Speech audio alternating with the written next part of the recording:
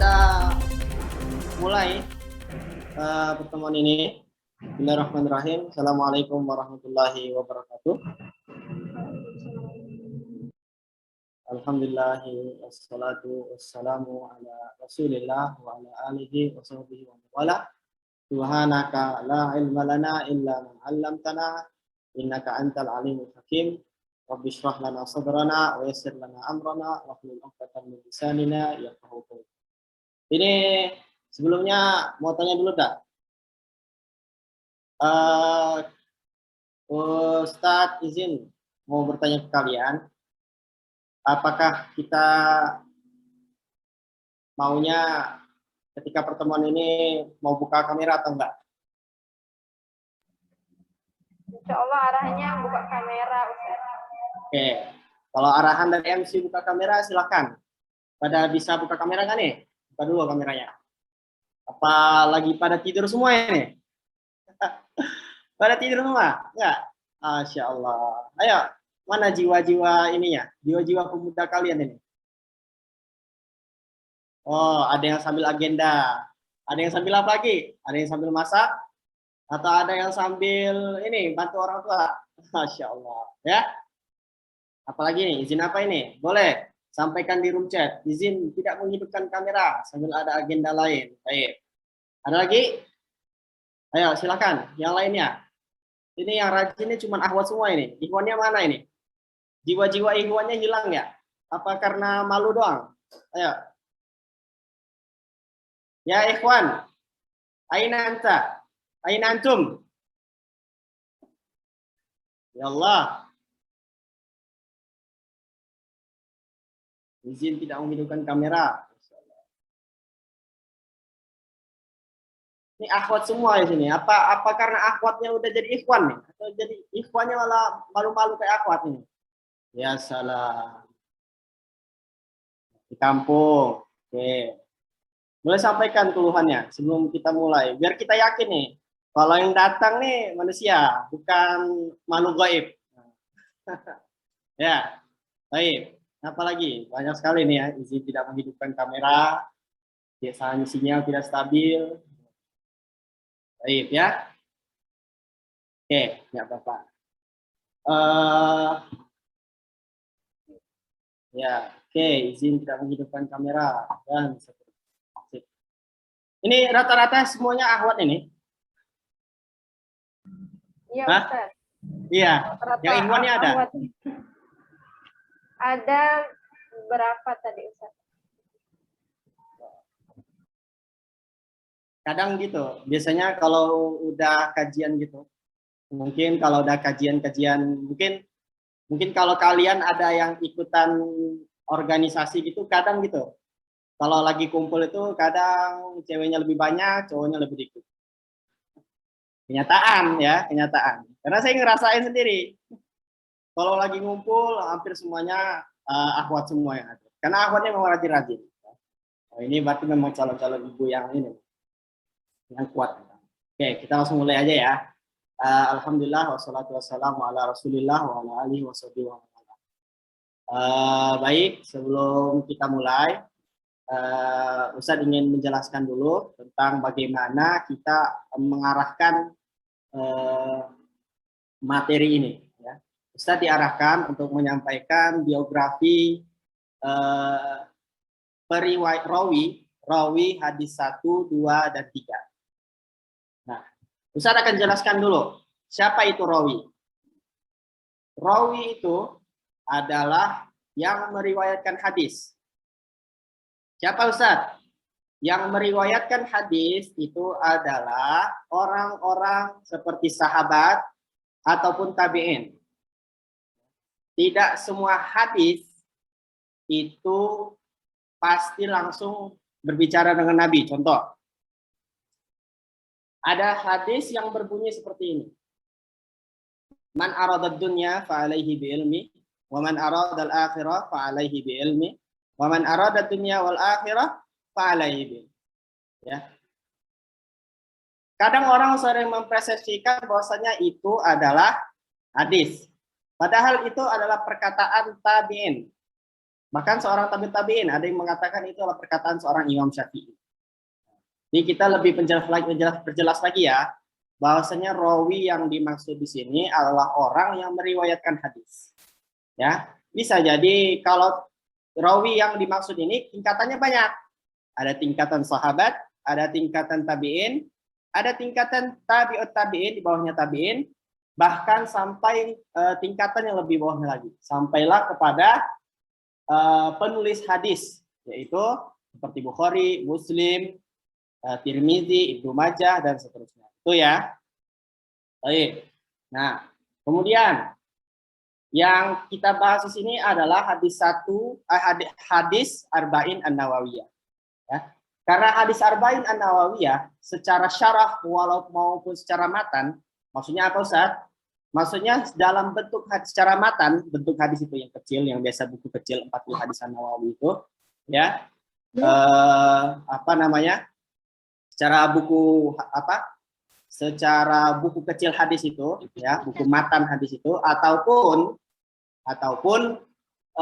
secara syarah yang disebutkan rawinya itu cuma satu orang, ya, cuma satu riwayat, yaitu dari riwayat para sahabat, ya. Sehingga kalau kita mau mengambil rawi dari hadis Arba'in An-Nawawi, maka yang kita bisa dapat hanyalah riwayat dari tingkatan sahabat, tidak sampai kepada tingkatan para tabi'in. Sehingga ikhwani wa akhwati yang Ustaz cintai karena Allah, maka pembahasan kita di sini hanyalah membahas tentang sahabat, ya. Sahabat siapa yang kita maksud? Sahabat yang ada di hadis nomor yang di sahabat yang meriwayatkan hadis nomor 1, 2, dan 3 syarah Al-Arba'in An-Nawawiyah. Hadis Arba'in itu banyak. Hadis Arba'in itu banyak, bukan cuma hadis Nawawi. Nah, tapi karena kita sempitkan lagi, jadi kita menceritakan tentang rawi yang ada di syarah Arba'in An-Nawawi. Nah, Ustaz mulai, ya. Jadi Ustaz akan menjelaskan dulu. Ustaz tanya dulu dah kalian sebelum Ustaz share screen ini. Coba salah satu dari kalian ada yang bisa menjelaskan siapakah perawi hadis pertama, hadis ke-1 hadis Arba'in. Ada yang tahu? Ayo. Kalian nggak ada hafalin atau gimana? Hah? Coba. Imam Muslim. Itu bukan. Nah, ada yang bilang mau Muslim. Imam Muslim itu saja. Imam Muslim itu adalah mutakharrij al-hadis. Beliaulah yang mengeluarkan hadis tersebut. Itu Imam Muslim. Itu juga dengan Imam Bukhari dan seterusnya. Ya. Kalau kita menceritakan tentang rawi, berarti orang yang meriwayatkan hadis tersebut. Nah, orang yang meriwayatkan hadis tersebut di sini hadis 1 dan 2 siapa? Ada yang tahu? Hah? Ada yang tahu? Coba. Sebelum itu inilah. Ada yang ngapalin nggak hadis Arba'in? Hadis Arba'in? Masya Allah. Umar, Ustaz. Ya? Umar bin Khattab. Umar bin Khattab. Hadis pertama itu yang tentang innamal a'malu binniyat. Hadis kedua tentang Islam, iman dan ihsan, itu kedua-duanya diriwayatkan oleh Umar bin Khattab. Hadis ketiga. Ya. Siapa tuh? Oke, nggak ada. Oke, hadis ketiga. Siapa yang meriwayatkan hadis ketiga? Ada yang tahu? Ada yang tahu? Hadis ketiga? Nggak ada? Masya Allah. Kemana aja kalian sama ini? Kalian berkelana kemana? Hah? Sampai kalian lupa siapa perawi hadis ketiga. Ya salah. Yang di sini kita belajar.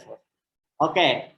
Perawi hadis ketiga, Arba'in An-Nawawi, itu adalah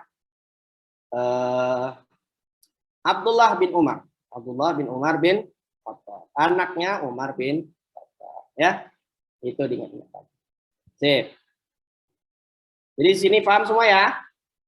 Coba sekarang siapa perawi hadis 1 dan 2? Ya, kita interaktif lah. Biar nggak cuma Ustadz doang yang ngomong. Ya. Perawi hadis pertama dan kedua siapa? Umar bin Al-Khattab. Umar bin Khattab. Perawi hadis ketiga siapa?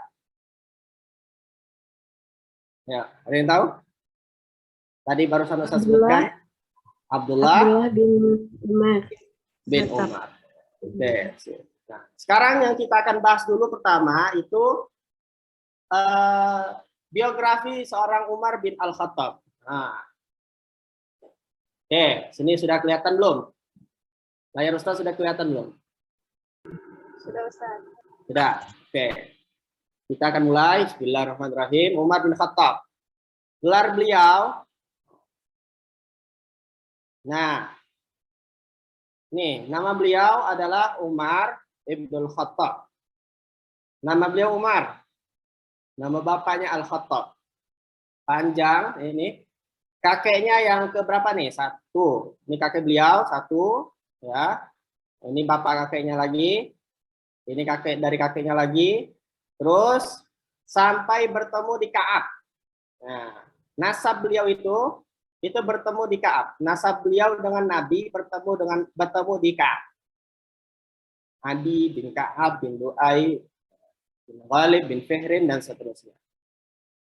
Ini. Jadi kenapa Ustadz kuningkan di sini? Karena Umar bin Khattab, nasabnya beliau itu bertemu dengan Nabi SAW di Ka'ab bin Lu'ay. Kalian cari sendirilah. Ka'ab bin Lu'ay itu kakeknya, bapaknya yang keberapa dari Nabi. Karena Nabi itu Abdullah bin Abdul Muttalib bin Hashim bin Abdul Manaf bin Qusay bin Kilab bin Ka'ab dan seterusnya. Nah, gelar beliau apa? Gelar beliau Amirul Mukminin. Amirul Mukminin. Apa itu Amirul Mukminin?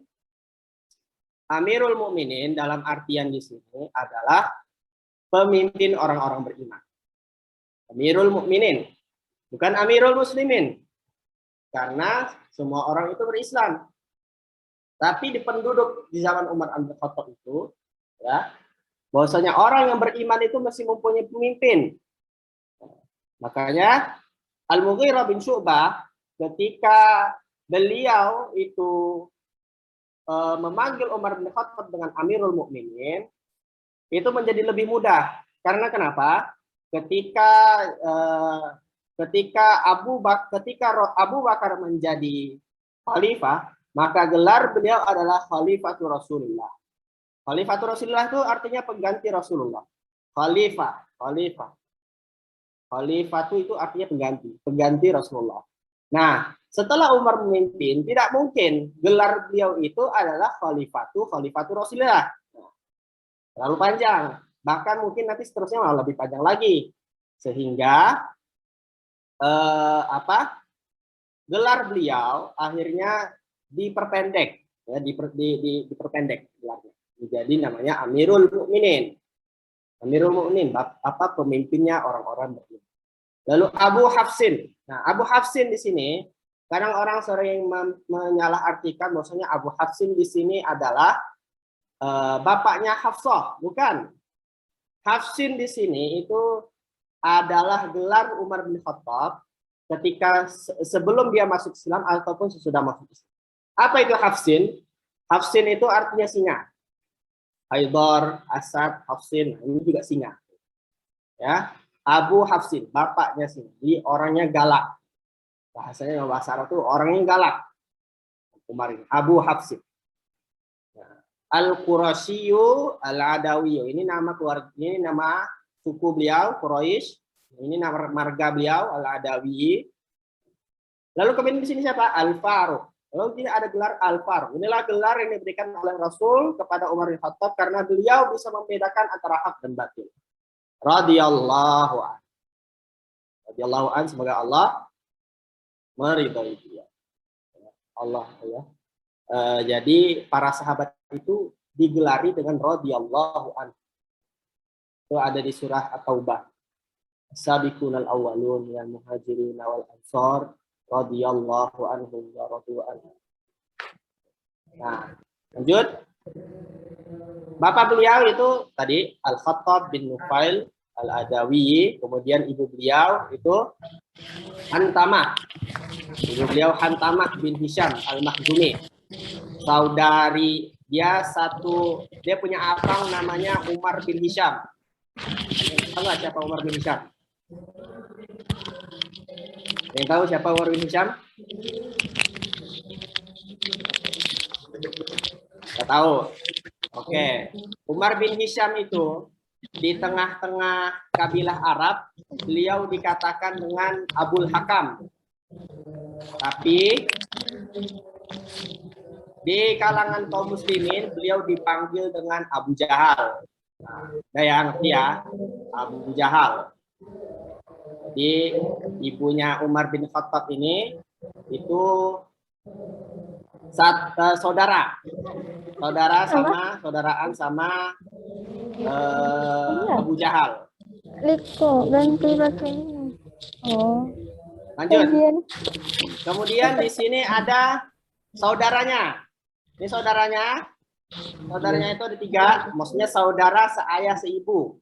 Saudara seayah seibu beliau ada Zaid bin Al-Khattab dan Fatimah binti Al-Khattab. Keduanya itu masuk Islam sebelum Umar masuk Islam. Lanjut. Nah, ini keluarga beliau. Ya. Dulu itu Umar sebelum masuk Islam, beliau itu mempunyai banyak istri.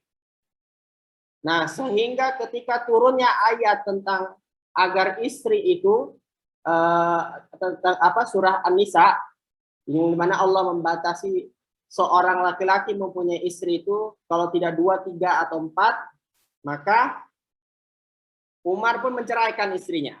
Nah, istrinya yang masih jahiliyah itu dia ceraikan. Siapa aja? Ini istri beliau nih yang pertama ini ada Zainab binti Maz'un. Dia masuk Islam bersama Umar. Anaknya ada Abdullah bin Umar, yang nanti akan kita bahas. Hafsah binti Umar, istrinya Rasul SAW, lalu Abdurrahman bin Umar. Lalu ada Mulaikah Al-Khuzai, anaknya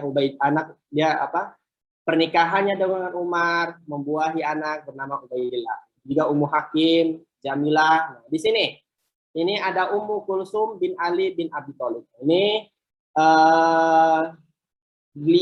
Ummu Kulsum ini anaknya Fatimah binti Rasul binti Muhammad. Fatimah Az-Zahra. Jadi pernikahan dari Ummu Kulsum dan Umar membuahi anak yang bernama Zaid dan Ruqayyah. Begitu juga dengan ini yang mungkin terkenal ya, Atikah binti Zaid. Mungkin yang pernah nonton film Umar ini pasti tahu ya, Atikah itu siapa. Yang beliau mungkin ketika menjadi Amirul Mukminin, peran Atikah ini lumayan banyak. Nah, ini masa muda beliau. Umar bin Khattab dulu ketika masa mudanya, beliau itu mempunyai keahlian 3. Ya, gambaran besarnya 3. Beliau adalah penyair yang fasih ketika dia berbicara, dan balaghah beliau, tata bahasa beliau, bahasa Arab beliau itu bagus, sehingga beliau itu ketika banyak bersyair, ya, ketika nanti beliau mendengarkan Al-Quran itu nanti beliau akan tersentuhkan. Ya. Kemudian pedagang, nah, beliau ketika muda itu sudah berdagang, ya, berdagang, dan kemudian mungkin beliau juga sempat menjadi pengembala kambing bapaknya Al-Khattab. Kemudian beliau juga menjadi diplomat. Nah, jadi dulu kaum Quraisy ketika ingin mengumpulkan, ketika kaum Quraisy ingin mengumpulkan marga-marganya, perwakilan dari marganya, itu mesti membawa diplomat 1 orang, perwakilan 1 orang. Nah, itu mesti berbicara di depan khalayak ramai, ya. Nah, sehingga salah satunya seorang Umar bin Khattab ini akhirnya menjadi diplomat dari perwakilan Bani Adi. Dia ulung dalam berbicara, bagus dalam berbicara, karena beliau juga seorang penyair, fasih dalam berbicara serta balaghah dan tata bahasanya bagus. Kita akan masuk ke bagaimana beliau bisa masuk Islam. Bagaimana beliau masuk Islam? Ketika suatu hari Rasulullah SAW berdoa, Allahumma izzal Islam bi Umar bin Khattab. Ini diambil dari buku dari kitab Bidayah, dari kitab Syiar A'lam An-Nubala tentang para sahabat, ya. Ya, biografi itu dari sahabat itu, dari buku itu bercerita banyak tentang biografi orang dan cerita-cerita setelah peristiwa. Nah, suatu hari Rasulullah berdoa kepada Allah untuk Umar. Yang isi doanya, ya Allah, kuatkanlah Islam dengan Umar bin Khattab. Ada lagi redaksinya, ya Allah, kuatkanlah Islam dengan dua Umar. Umar bin Hisham dan Umar bin Khattab. Kemudian Allah memilih Umar bin Khattab agar dia masuk Islam. Kemudian Allah memilih Umar bin Khattab. Kemudian Umar bin Khattab pun masuk Islam. Dari doa inilah, ya, dengan doa ini Allah membukakan hidayah kepada Umar bin Khattab, yang beliau seorang penyair dan juga seorang yang fasih dalam berbicara. Ketika beliau dipertemukan dengan Al-Quran, maka beliau pun masuk Islam. Umar masuk Islam. Nah, dari Umar masuk Islam dari urutan ke-40. Jadi ada yang urutan pertama itu ada Khadijah, kemudian dilanjutkan kepada Zaid bin Harithah, lanjutkan kepada Ali, terus lanjut Abu Bakar, kemudian Bilal, dan seterusnya. Nah, dari urutan itu Umar itu masuk ke urutan 40 setelah Hamzah. Jadi Hamzah dulu baru Umar masuk Islam. Gimana ceritanya? Suatu hari Umar itu bergejolak, melihat dakwah Rasulullah ini sudah begitu kuat, sehingga dalam diri Umar bin Khattab ingin membunuh Rasul, sehingga beliau berniat untuk membunuh Rasul. Kemudian sambil dia membawa pedangnya, beliau pun pergi ke rumah Al-Arqam bin Abil Arqam. Itu tempat basisnya Rasul, ya. Tempat basisnya Rasul. Kemudian tiba-tiba dia didatangin sama salah seorang orang jahiliyah juga, ya. Didatangi, bahwasanya ditanya, kau mau kemana wahai Umar? Maka Umar pun bilang, saya ingin membunuh Muhammad karena beliau sudah memecah belahkan kaum kita. Maka kata orang jahiliyah tersebut, saya lupa namanya, kenapa engkau mengurusi Muhammad sedangkan adikmu itu sudah masuk Islam? Nah, langsunglah Umar terkejut karena adiknya tidak pernah mengumumkan keislamannya ke Umar karena takut. Sehingga kemudian Umar pun mendatangi adiknya Fatimah binti Khattab dan suaminya, ya, Said bin Zaid. Yang ternyata ketika itu ada Khabbab bin Aras. Lagi membacakan surah Thaha. Kemudian terjadilah jadi Khabbab bin Aras pun artinya bersembunyi, ya. Tidak sengaja seorang Umar bin Khattab itu mendengarkan bacaan Quran di situ. Kemudian dia berteriak di depan adiknya. Wahai Fatimah, apa yang kau dengar? Apakah itu bacaan engkau? Apakah ada orang lain selain engkau? Jadi sempat ada bersih tegang lah antara Umar, Fatimah dengan adik iparnya Umar, yaitu Sa'id bin Zaid. Bersih tegang. Kemudian ketika itu akhirnya Umar itu pun berkelahi dengan Sa'id bin Zaid. Sampai akhirnya ketika itu adiknya itu Fatimah itu mengelakkan, ya. Bahkan Umar pun tak sengaja menampar adiknya sampai berdarah, sampai hidungnya berdarah. Bayangin, kalian ditampar, mungkin sakit di sini, ini ditampar sampai hidung berdarah, kuat banget kan? Nah, lalu kemudian ketika Umar melihat darah yang keluar dari hidungnya Fatimah, kemudian Umar pun berhenti, merasa bersalah. Kemudian ketika itu pun Umar bertanya kepada Fatimah, apa yang kau dengarkan? Apa yang kau dengarkan tadi? Apa yang kau baca tadi? Surah apa yang kau baca? Karena apa? Karena Umar sebagai seorang penyair merasa hatinya tersentuh ketika mendengar sebuah kata yang lebih indah daripada balaghah, daripada syair-syair yang biasa dia sering dengar di pasar-pasar Mekah. Akhirnya Fatimah pun menyuruh Umar untuk, Anda itu kotor, maka Anda harus bersih-bersih dahulu.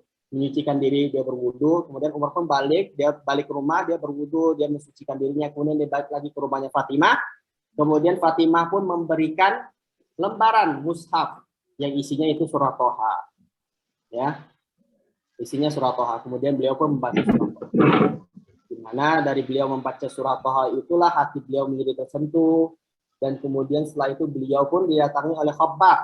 Khabbab yang sebelumnya bersembunyi di belakang rumahnya Fatimah, akhirnya dia keluar dari persembunyiannya tersebut dan mengabarkan kepada Umar bahwasanya Nabi mendoakan beliau. Akhirnya Umar pun mendatangi Nabi SAW dengan masih membawa pedang yang seharusnya Umar lakukan untuk membunuh Nabi.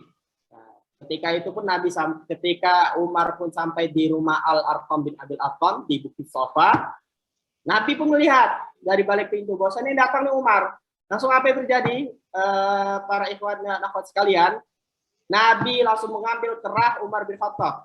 Nih ngambil gini, ditarik kerahnya Umar bin Khattab, terus diangkat beliau.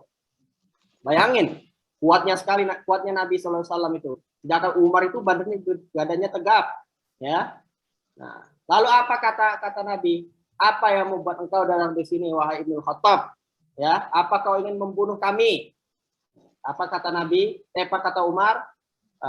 Dengarlah wahai utusan Allah, bahwasanya aku bersaksi bahwasanya tidak ada Tuhan selain Allah dan Muhammad adalah utusan Allah. Ya, beliau bersyahadat di depan para sahabat, termasuk di sana ada Hamzah dan ada beberapa sahabat yang lain. Sehingga apa kata Abdullah bin Mas'ud? Islamnya Umar bin Khattab suatu pembebasan, hijrahnya suatu kemenangan, dan kepemimpinannya suatu rahmat. Sebelum Umar masuk Islam, kami tak dapat sholat di Ka'bah. Setelah dia menjadi Muslim, diperanginya mereka sampai mereka membiarkan kami. Maka kami pun dapat melaksanakan sholat. Lalu kemudian terjadilah percakapan antara Nabi SAW dan Umar bin Khattab. Umar ketika masuk Islam, beliau langsung yakin bahwasanya Allah itu adalah Tuhannya, Muhammad adalah utusannya, ya. Dan dia meyakini bahwasanya hal-hal yang lain itu, ya, maksudnya seperti apa? Bahwasanya segala apa yang disampaikan oleh Al-Qur'an itu beliau yakini sekuat-kuatnya. Sehingga ada hadis yang disampaikan oleh Nabi Shallallahu Alaihi Wasallam bahwasanya tidak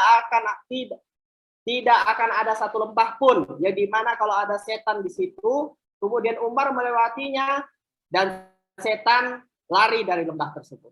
Itu bukan karena Umar itu ini suka marah-marah atau gimana, melainkan Umar itu punya keimanan yang begitu kuat sehingga setan pun takut. Nah, kita jalan aja sama setan. Oke.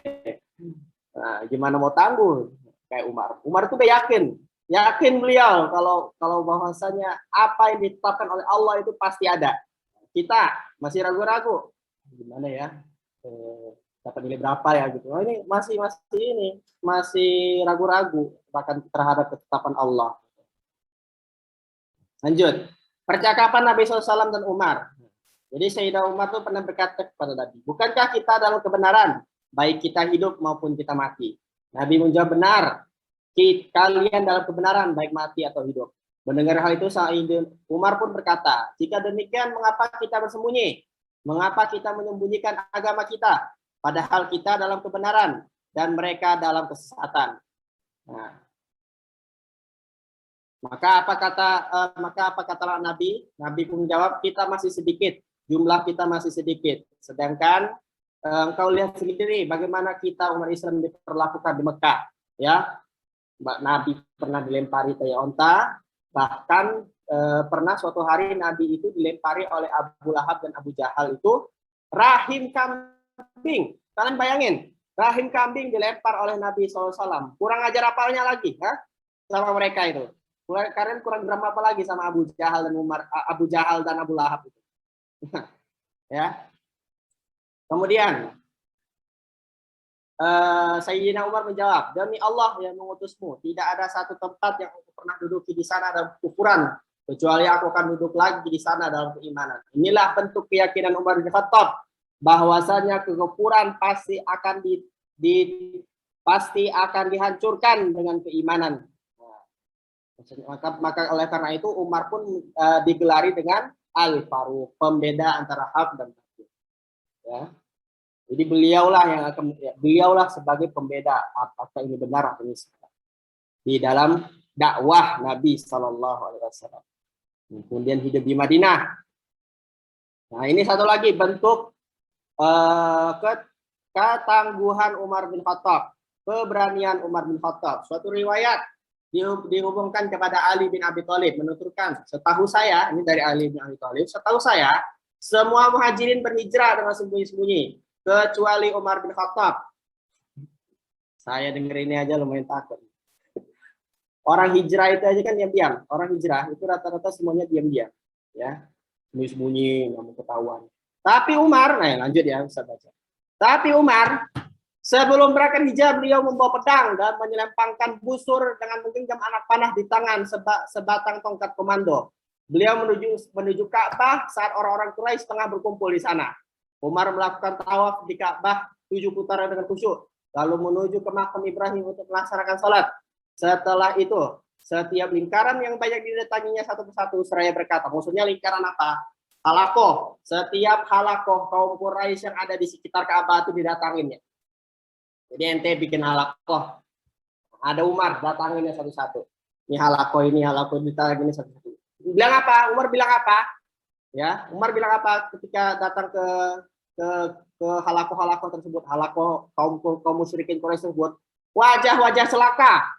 Nah, Allah menistakan orang-orang ini. Aku akan berhijrah ke Madinah melaksanakan perintah Rasulullah. Barang siapa yang ingin diratapi ibunya, ingin anaknya menjadi yatim atau istrinya menjadi janda, hendaklah ia menemuiku di balik lembah. Pengen istri jadi janda, anak jadi yatim. Mana tuh? Kita duluan mati. Oke, lanjut. Kisah tawanan perang. Umar ini digelari oleh Rasulullah SAW itu sebagai orang yang diilhami oleh Allah. Nanti akan ada di slide selanjutnya. Ini kisah tawanan perang. Ini terjadi ketika perang Badar. Rasulullah SAW meminta pendapat para sahabat untuk menentukan nasib para tawanan. Jadi Rasulullah minta sahabat nih. Jadi tawanan perang Badar itu isinya itu orang-orang petinggi kafir Quraisy. Sehingga Abu Bakar pun sehingga Rasulullah ketika itu sebelum syariat tawanan perang itu turun, ya, Rasulullah minta pendapat dari para sahabat. Sehingga pendapat yang paling besar yang Rasulullah ambil itu pendapat yang maksudnya yang mayoritas itu adalah pendapat dari Abu Bakar dan Umar. Abu Bakar mengatakan hendaknya dibebaskan, ya.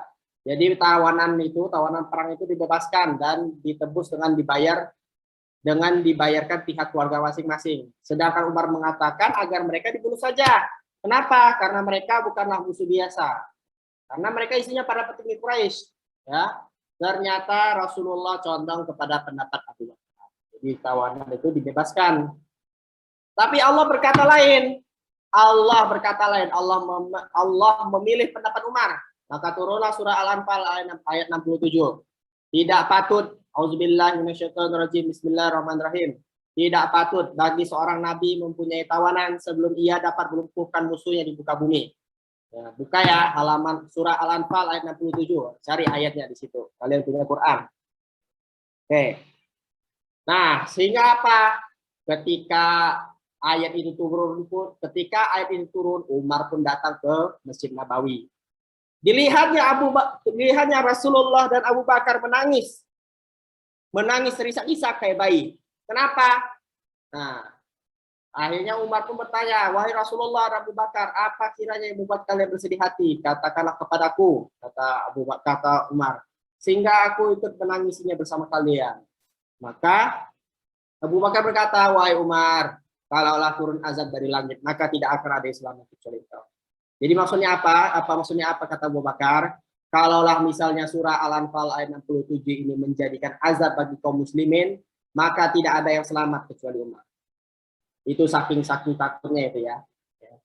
Itulah salah satu bentuk keistimewaan Umar bin Khattab yang dimana ketika beliau diilhami oleh Allah Subhanahu wa taala sehingga ilhamnya beliau itu menjadi ayat Al-Qur'an.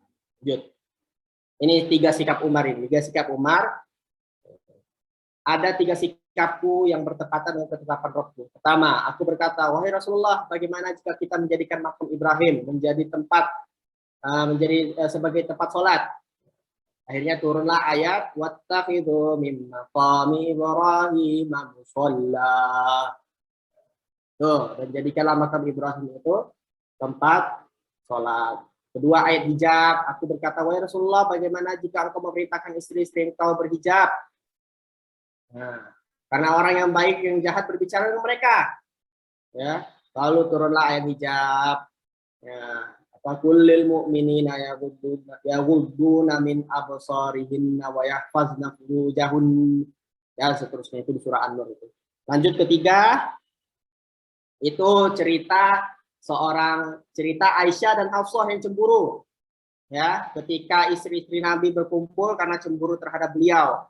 Aku berkata, kata Umar ini, jika Nabi SAW menceraikan kalian, boleh jadi Robnya akan memberi ganti dengan istri-istri yang lebih baik daripada kalian. Sehingga turunlah surah At-Tahrim ayat 5. Asa rabbuhu in talaqakunna ayyubadilahu azwajan khairan minkunna muslimatin mu'minatin qanitatin taibatin abidatin saihatin sayyibatin wa abkara.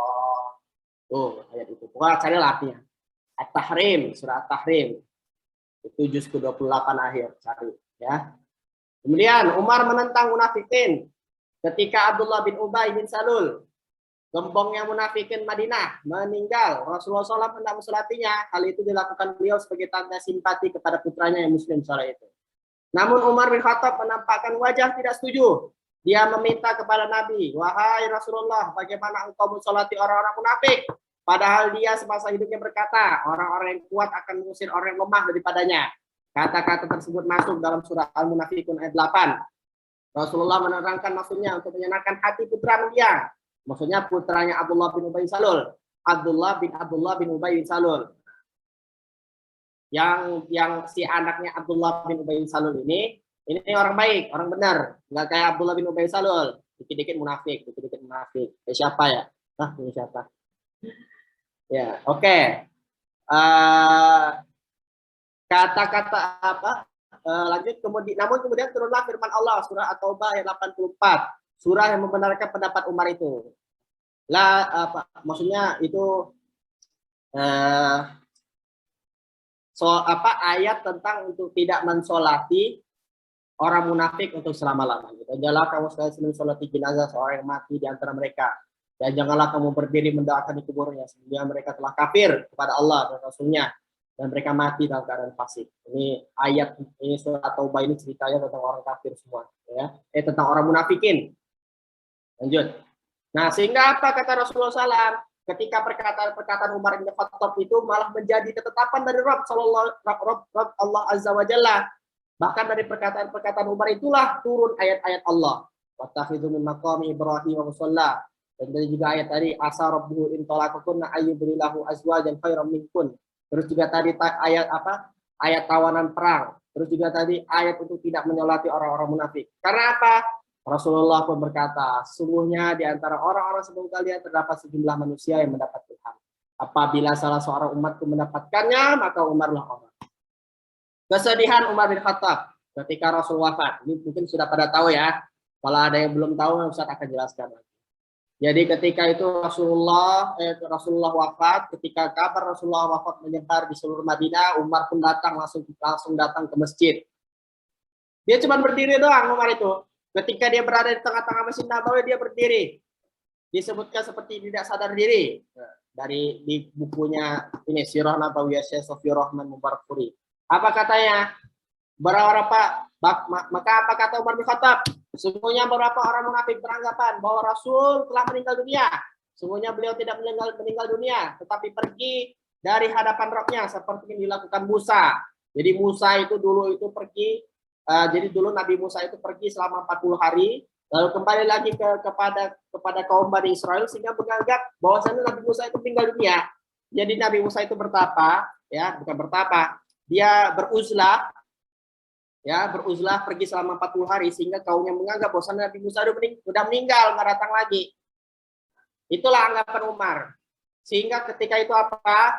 Sampai Umar pun mengancam kepada orang-orang yang mengatakan bahwasanya Rasulullah sudah wafat. Kemudian datanglah Abu Bakar yang berdiri sambil berduka akan kehilangan Rasul Shallallahu Alaihi Wasallam. Apa kata Abu Bakar? Duduklah wahai Umar. Umar pun nggak mau. Umar nggak mau duduk. Karena apa? Karena kesedihan beliau yang begitu tinggi. Ya, beliau sedih sekali ketika mendengar Rasulullah Shallallahu Alaihi Wasallam wafat. Apa kata Umar? Apa kata Umar? Apa kata Umar? Umar pun tidak berkata-kata. Sehingga Abu Bakar mengatakan apa? Maka nayabadu Muhammadan, fa inna Muhammadan mata, fa inna Muhammadan qad mata. Barang siapa yang menyembah Muhammad, maka Muhammad telah meninggal dunia. Wa man kana ya'budullah fa innallaha hayyun la yamut. Ya. Maka kata Umar apa? Kata Abu Bakar apa? Kata Umar apa setelah mendengar kata itu? Ya. Kemudian dibacakanlah, Abu Bakar membacakan ayat. Wa ma Muhammadun illa rasulun qad khalat min qablihi rusul. Afa imma ta'aw qutilan qalabatum ala aqabikum. Wa man yanqalib ala aqibaihi falan yadurrullaha syai'a wa sayajzillahu syakirin. Itu ayat tentang siap barang apa? Bahwasanya Muhammad itu adalah seorang rasul. Telah ada rasul sebelumnya. Bagaimana apa maksudnya? Apakah misalnya Nabi itu mati ataupun meninggal di peperangan, apakah kalian membelakangi Nabi setelah itu? Mama yang faliba alaihi falayyaburullah syai'a. Maka siapapun yang membelakangi Nabi setelah dia mati ataupun terbunuh, maka tidak ada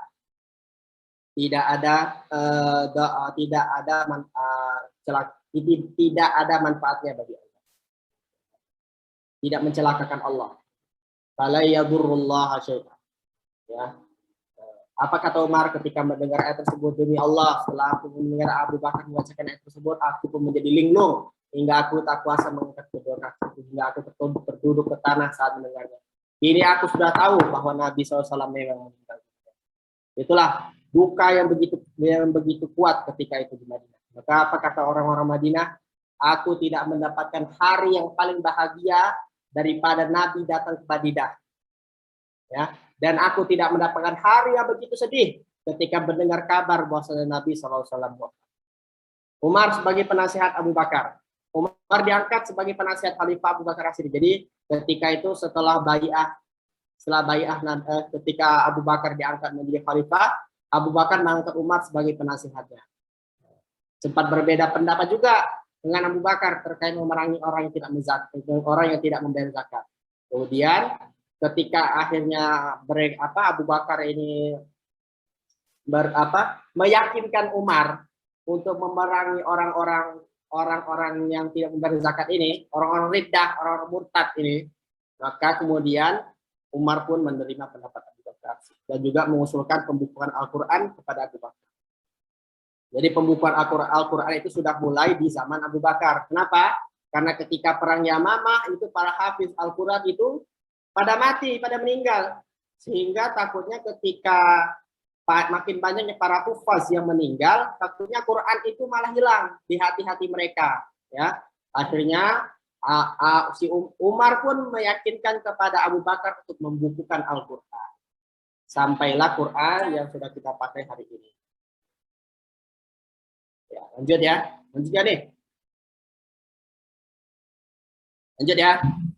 Oke. Lanjut. Menjadi Amirul Mukminin. Inilah ketika beliau Umar bin Khattab menjadi pemimpin khalifah kedua. Apa aja kebijakan beliau? Nah, ini kurang nih, Amirul Mukminin. Apa aja? Nah, Umar ditunjuk oleh Abu Bakar. Ketika itu Abu Bakar sakit. Terlebih dahulu beliau berkonsultasi dengan tokoh-tokoh masyarakat yang datang unjuknya. Antara lain Abdurrahman bin Auf, Utsman bin Affan, Usaid bin Hubair al-Ansori, ini tokoh Ansor, Sa'id bin Zaid, dan kaum Muhajirin dan Ansor. Ternyata mereka tidak keberatan atas maksud khalifah untuk mencalonkan Umar bin Khattab sebagai pengganti. Jadi Abu Bakar itu nggak main nunjuk Umar aja. Jadi Abu Bakar itu ketika sakit dia sudah berkonsultasi dengan para sahabat yang masih hidup. Umar setelah baiat itu, setelah beliau berbaiat, Jadi beliau dibayatkan, diangkat sebagai khalifah kedua setelah Abu Bakar. Apa kata Umar? Saudara-saudaraku, ikhwani, saya hanyalah seorang dari kalian. Kalau tidak karena segan menolak tawaran Khalifah Rasulullah, maksudnya tawarannya Umar Sayyidina Abu Bakar, saya pun akan enggan menentukan itu. Akhirnya di dalam hati Umar bin Khattab pun berdoa, ya Allah, saya ini sungguh keras, kasar, maka lunakkan hatiku. Ya Allah, saya ini lemah, maka berikan kekuatan. Ya Allah, saya ini kikir, maka jadikanlah orang saya dermawan dan bermurah hati. Kemudian Sayyidina Umar berhenti sejenak, setelah orang lebih tenang, dia melanjutkan pidatonya. Allah telah menguji kalian dengan saya dan menguji saya dengan kalian. Sepeninggal sahabat-sahabatku, sekarang saya yang berada di tengah-tengah kalian. Tidak ada persoalan kalian yang harus saya hadapi, lalu diwakilkan kepada orang lain selain saya. Dan tak ada yang tak hadir di sini, lalu meninggalkan perbuatan terpuji dan amanat. Kalau mereka berbuat baik, akan saya balas dengan kebaikan. Tetapi kalau melakukan kejahatan, terimalah bencana yang akan saya timpakan. Ini ekspansi Umar bin Khattab. Ekspansi beliau itu begitu besar, ya, dari daerah Tripoli, ya, daerah Tripoli ini bisa tunjukkan. Ini daerah Tripoli di sini, dari ujung sini Tripoli sampai ke Khorasan. Ini daerah Khorasan ini. Ini daerah Khorasan. Dari Asia Kecil, ini nama daerahnya Asia Kecil, sampai ke Yaman. Itu ekspansinya Umar dari utara ini dari utara ini di Asia Kecil, dari selatan itu sampai ke Yaman, dari timur itu sampai ke Khorasan, dari barat itu sampai ke Tripoli, dari Asia Kecil sampai ke Yaman, dari Afrika Utara sampai ke Persia. Kemudian beliau menaklukkan Mesir, Syam, Al-Quds, Irak, Lebanon, Antioquia, dan Alexandria. Lanjut ya. Oke. Kebijakan Umar, Khalifah Umar. Nah, kebijakan beliau itu banyak ya, bisa saya sebutkan satu-satu. Membangun Baitul Mal. Dulu itu harta kaum muslimin itu tidak terlalu diatur ketika zaman Rasulullah maupun Abu Bakar, sehingga ketika ada harta rampasan langsung dibagikan. Ketika ada harta harta fa'i itu harta yang didapat tanpa melalui peperangan, langsung dikasih dengan pembagian yang sesuai dengan Al-Qur'an. Bahkan ketika harta zakat itu juga langsung dibagikan kepada para fakir miskin. Begitu juga harta jizyah. Nah ini, nah ketika wilayah Islam itu sudah membesar sampai ke daerah Syam, daerah Persia, terjadilah jizyah. Upeti, pengambilan upeti dari orang-orang yang hidup bersama kaum muslimin tapi tidak memerangi kaum muslimin. Itulah namanya kafir zimmi. Nah, maka ketika harta ini numpuk, Umar ini pun akhirnya mencari cara bagaimana harta ini bisa dikelola dengan baik, tercampur semua harta ini. Akhirnya Umar pun membangun Baitul Mal, ya, Baitul Mal, yang dimana ini menjadi fondasi hingga ke jabatan selanjutnya. Jabatan dari Utsman bin Affan, Ali bin Abi Thalib, dari dinasti Umayyah, Abbasiyah, Utsmaniyah, itu juga membangun Baitul Mal. Kemudian membagi wilayah Islam menjadi 8. Karena ekspansinya sudah mulai besar, jadi wilayah Islam itu dibagi oleh Umar bin Khattab menjadi 8 provinsi. Ada Mekah, ada Madinah, ada Syam, ada Irak, ada Al-Quds, ada Mesir, ada Yaman, ada Yamamah, udah berapa lagi itu? Oke. Lanjut, menetapkan kalender Islam. Nah, Ustaz, kok bisa kalender Islamnya baru ditetapin zaman Umar? Ustaz jelaskan. Dulu kalender itu hanya ditentukan pada hari dan bulan saja, tidak pada tahun. Contoh, ketika itu Umar menulis Abdullah bin Mughirah. Nah, Abdullah bin Mughirah itu kesulitan ketika melakukan pemberkasan. Dia melihat ada tanggal yang sama tapi tidak tahu apakah tahunnya berbeda atau tidak. Contoh, beliau melihat berkas dari tanggal 2 Muharram. Dan ada satu lagi berkas tanggal 2 Muharram, tapi dia nggak tahu tanggal 2 Muharram ini tahun ini atau tahun lalu. Akhirnya Abdullah bin Mughirah pun merundingkannya kepada Umar bin Khattab. Bagaimana nih Umar? Kita tentuin aja nih tahun hijriahnya. Oke, kata Umar. Kemudian dirundinginlah Umar pun mendatangi para sahabat, merundingkan, kapan kalender Islam ini kita mulai? Maka kata Umar bin Khattab apa? Maka ada beberapa sahabat beberapa. Kita mulai saja dari Rasulullah lahir. Maka kata para sahabat? Tidak. Karena ketika Rasulullah lahir, kejahatan kemusyrikan masih merajalela. Nah, lalu ada sahabat lagi yang berpendapat, bagaimana ketika Rasulullah diangkat menjadi nabi? Jangan. Bukan. Kita mulai dari ketika Rasulullah lahir. Kata sahabat jangan. Kenapa? Karena kita tidak ingin menyamakan tanggal kita dengan lahirnya Isa Al-Masih. Ya, jadi orang Romawi itu, orang Barat itu mengambil tanggal Masehi karena sesuai dengan lahirnya Isa Al-Masih. Nah, terus kemudian apa kata ada sesuatu bertempat lagi. Bagaimana kalau kita menetapkannya ketika Nabi sudah diutus menjadi Nabi, ya, ketika Rasul diutus menjadi Nabi? Kata para sahabat tidak, karena ketika Nabi diutus, kejahatan masih merajalela, kemusyrikan masih merajalela. Kemudian ada lagi yang berpendapat, bagaimana kalau kita tetapkan ketika Rasulullah wafat? Apa kata para sahabat? Tidak, karena kita tidak ingin menjadikan setiap tahun kita adalah tahun berkabung. Nah, lalu kemudian apa? Kemudian Ali bin Abi Thalib pun berdiri dan mengatakan, bagaimana kalau kita menentukan bahwasanya tahun hijrah itu kita tetapkan ketika hijrahnya Nabi SAW.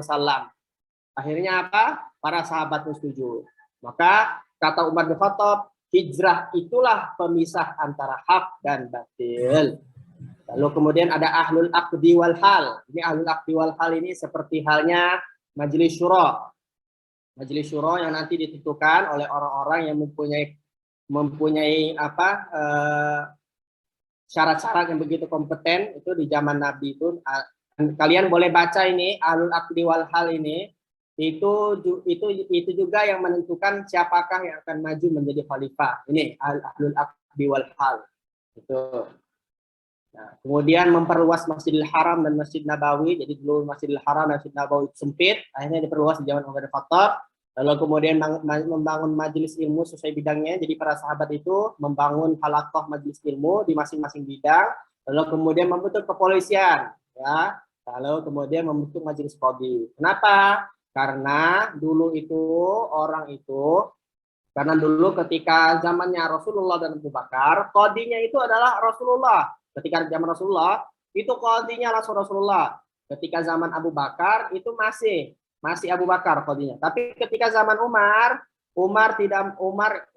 mengusulkan kepada para sahabat agar pembagian kekuasaan ini tidak hanya semata-mata untuk khalifah saja. Maka dalam hal hukum ada orang yang berhak untuk menjadi qadhi ini. Makanya para sahabat yang pandai dalam hal bidang hukum inilah yang menjadi qadhi.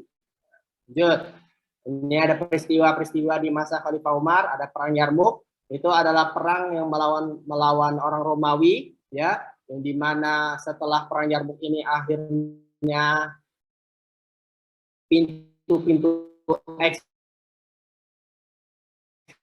ekspansi terbuka, pintu-pintu ekspansi Islam terbuka di zaman Umar, jadi Al-Qustan, Syam, dan juga daerah di sekitarnya. Juga perang Qadisiyah yang membuka ekspansi Islam agar membuka ekspansi Islam ke daerah Irak dan juga Persia. Pembebasan Al-Quds. Nah, ini pembebasan Al-Quds ini lumayan juga ini kisahnya, bahwasanya ketika itu pastor Al-Quds itu tidak mau kunci Al-Quds itu diserahkan kepada Amr bin As yang ketika itu sebagai panglima perang. Dia mau kunci Al-Quds itu diserahkan ke Umar langsung. Maka ketika itu pun Umar datang berdua dengan budaknya, dengan pelayannya, ya. Umar pun datang berdua dengan pelayannya, ya, ke Al-Quds. Nah, jadi ketika dalam perjalanan Umar dan pelayannya ini berganti-gantian. Jadi kadang Umar di atas, pelayannya di bawah, kadang Umar di bawah, pelayannya di atas. Jadi mereka kan bawa keledai. bawa kuda. Nah, ketika sampai di Al-Quds, nah, dapatlah giliran si pelayannya ini di atas, Umarnya di bawah. Sehingga ketika pastor itu melihat di atas kuda, bahwasanya yang di atas kuda itu adalah Umar, ternyata salah. Yang di bawah kuda itulah Umar. Itulah tawadhu'nya Umar. Bahkan seorang pastor pun terkejut. Orang seperti Umar ini nggak ada yang jagain, gitu kan? Orang yang seperti Umar ini nggak ada yang jagain. Maksudnya gimana? Orang yang seperti Umar ini tidak ada yang jagain seperti pasukan khusus kayak pas pampres gitu. Nggak ada. Akhirnya pastor itu pun terkejut, terkagum. Begitu juga dengan orang-orang penduduk Al-Quds. Nah, kemudian penaklukan Mesir ya, itu lebih tepatnya sih pembebasan Mesir, karena ketika itu orang-orang Mesir Koptik itu dikekang oleh Romawi, tidak boleh seperti halnya itu, tidak boleh banyak beribadah. Kemudian ada wabah taun. Nah, ini wabah taun ini, wabah penyakit kulit. Ketika itu terjadi di Syam, sehingga ketika Umar ingin berkunjung ke Syam, tertahan karena adanya wabah penyakit. Maka apa kata para sahabat? Wahai Umar, apakah engkau ingin lari dari takdir Allah? Apa kata Umar? Benar, kita lari dari takdir Allah. Lalu kenapa engkau pergi? Tidak pergi apa? Kenapa engkau tidak pergi ke Syam? Maka apa kata Umar? Kita pergi dari takdir buruknya Allah ke takdir yang baik. Kemudian penggantian panglima perang. Ini lumayan kontroversial nih di zaman para sahabat. Karena ketika itu panglima perangnya itu Khalid bin Walid. Kemudian di zaman Umar langsung digantikan oleh Abu Ubaidah bin Jarrah. Kenapa? Agar meyakinkan kaum muslimin bahwasanya kemenangan itu dari Allah, bukan dari Khalid bin Walid. Terus kekeringan panjang di Madinah, ya, jadi sempat ada bantuan dari Mesir untuk Madinah ketika itu saking keringnya ya Madinah itu ya. Akhirnya Allah menurunkan hujan setelah penduduk Madinah itu melaksanakan sholat istisqa dan banyak-banyak beristighfar kepada Allah SWT. Lalu kemudian jatuhnya kerajaan Persia.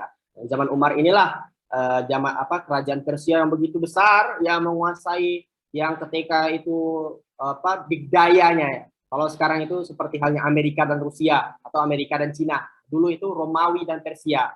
Islam pun meruntuhkan kerajaan Persia yang big daya besar seperti itu.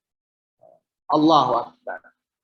Wafatnya Umar bin Khattab. Jadi sebelum matahari terbit, jadi Umar itu wafat ditikam oleh Abu Lu'lu'ah. Jadi ketika itu suatu hari Mughirah bin Syu'bah itu memperkenalkan kepada Umar itu budaknya Al-Mughirah bin Syu'bah, namanya Fairuz atau lebih tepatnya Abu Lu'lu'ah. Ketika itu dikenalkan, kenapa? Karena Abu Lu'lu'ah itu hanya sebagai seorang pandai besi, bukan seperti halnya orang yang lain. Padahal pada saat itu kebijakan Umar itu ketat, bahwasanya tidak boleh ada bahwasanya di Madinah itu tidak boleh ada orang selain Muslim. Jadi selain orang Muslim tidak boleh masuk Madinah. Nah, sehingga ketika itu Umar pun ditikam oleh Abu Lu'lu'ah ketika sholat subuh. Nah, ketika itu pun Umar pun meninggal. Ditikam 6 kali. Bayangin kalau ditikam sekali masih bisa lah ya, kayak yang kejadian 2019 itu apa ya. Nah, kemudian ini Umar ini udah ditikam 6 kali, pedangnya udah dicampur sama racun. Bahkan ada beberapa sahabat yang juga meninggal karena tikaman Abu Lu'lu'ah. Ketika itu terjadinya pada waktu subuh, Itulah kisah Umar bin Khattab. Nah, ini seputar hadis beliau. Beliau meriwayatkan 539 hadis dari Nabi SAW. Yang mengambil hadis dari beliau adalah ada Ali, Ibnu Mas'ud, Ibnu Abbas, Abu Hurairah yang paling banyak meriwayatkan hadis, ya. Kemudian Abdullah bin Umar dan beberapa sahabat. Ini tabi'in yang mengambil hadis dari Umar. Ini ada Alqamah bin Waqqas, Qais bin Abi Hazam, Tariq bin Syihab, dan Zirun bin Bashir dan Aslam. Lanjut kita ke Abdullah bin Umar bin Al-Khattab. Nah, ini seperti halnya ini Abdullah bin Umar Al-Khattab ini nasabnya seperti Umar Al-Khattab, cuman kunyah, panggilannya beda. Panggilan beliau itu Al-Imam Qudwatu, Al-Imamul Qudwah. dan Syekhul Islam. Kenapa beliau dipanggil ini? Karena beliau meriwayatkan hadis lebih dari 1000. Ya, maka beliau dipanggil Al-Imam Al-Qudwah Syekhul Islam. Dan beliau juga gelarnya beliau adalah Abu Abdurrahman. Nah, ini ayah beliau Umar bin Khattab dan ibu beliau Zainab binti Makhzum. Zainab binti Maz'un. Nah, Zainab binti Maz'un ini punya saudara namanya Utsman bin Maz'un. Sahabat Nabi juga. Nah, ini saudaranya Abdullah bin Umar, ini Abdurrahman bin Umar dan Hafsah binti Umar. Hafsah tahu ya semua ya? Hafsah, jangan sampai nggak tahu siapa Hafsah. Hafsah binti Umar itu adalah Ummul Mukminin, istri Nabi SAW. Ini keluarga beliau punya istri satu, namanya Sofia binti Abi Ubaid. Ini anak-anak beliau, ada Salim, Abdullah, Bilal, Zaid, Ubaidillah, Hamzah, dan Waqid. Nah, seputar hadis dari Ibnu Umar, beliau meriwayatkan 2000. Kita aja satu hadis belum, ya. Tadi ditanya hadis arba'in pada nggak hafal semua. Gimana nih kayak mau disama mintanya surga, tapi hadisnya yang dihafal baru satu. Mau samaan sama Ibnu Umar, wah udahlah. Makanya ditingkatin lagi ibadah. Ibadahnya itu nggak cuma hanya sholat, zakat, sholat, sedekah, lebih ditingkatin lagi ibadahnya. Ya, bisa jadi menghafal Al-Quran ataupun lebih banyak lagi. Ya, yang mengambil hadis dari beliau ada Ibnu Abbas, Jabir bin Abdullah dan beberapa sahabat lainnya serta banyak tabi'in. Ini Ustadz kalau mau cantumin semuanya berapa banyak tabi'in yang meriwayatkan hadis beliau itu banyak banget. Ya. Lanjut. Kisah hidup bersama Nabi. Beliau lahir pada tahun ketiga kenabian, ya. Kemudian beliau masuk Islam bersama ayahnya. Siapa ayahnya? Umar bin Khattab. Kemudian ikut hijrah bersama orang tuanya. Ya. Kemudian beliau tidak diizinkan Rasul untuk ikut ghazwah. Dia awal karena dia masih kecil. Ya. Coba hitung dah. Jadi dia itu hijrah umur 10 tahun. Ketika beliau ketika Ghazwah Badar itu tahun ketiga ya.